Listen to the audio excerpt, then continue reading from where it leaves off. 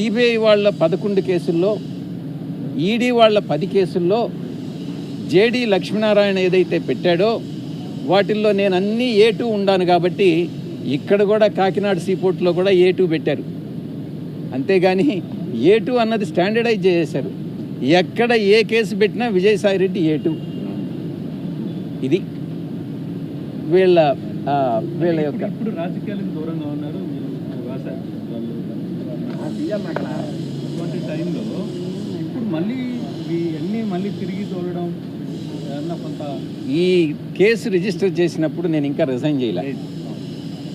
నేను ఆ రోజు కూడా చెప్పాను, పార్లమెంట్ బయట ప్రెస్ని అడ్రస్ చేశాను, ఈ విషయాలే చెప్పాను. నేను అప్పట్లో నాకు పూర్తి వివరాలు తెలియదు.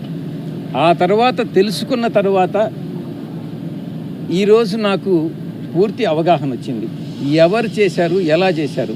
ఇంకొక ప్రశ్న కూడా అడిగారు, జగన్మోహన్ రెడ్డి గారిని ఈ కేసు నుంచి పక్కకు తప్పించేదానికి, దీంట్లో ఈ యొక్క కంపెనీ బెనిఫిషియరీ జగన్మోహన్ రెడ్డి గారు, ఆయన్ని పక్కకు తప్పించేదానికి మీరు విక్రాంత్ రెడ్డి ప్రయత్నం చేస్తున్నారు అని అన్నటువంటి విషయం.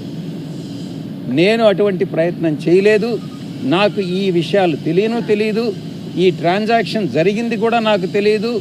నాకు తెలియదని అంటే మీరు నమ్మకపోవచ్చు. ఎందుకనంటే శరత్ చంద్రారెడ్డి మా అల్లుడు బ్రదరు కంపెనీ కాబట్టి. నేను ఒక్కటే చెప్తా ఉన్నా, మా అల్లుడు కంపెనీస్లో వాళ్ళ అరబిందోలో నేను ఎటువంటి జోక్యము చేసుకోను. ఎందుకనంటే నా యొక్క ఫ్యామిలీ రిలేషన్ ఇంపార్టెంట్ కానీ వ్యాపార బెనిఫిట్ కాదు. అందువల్ల ఏ ఒక ఉద్యోగం కూడా నేను అడగను.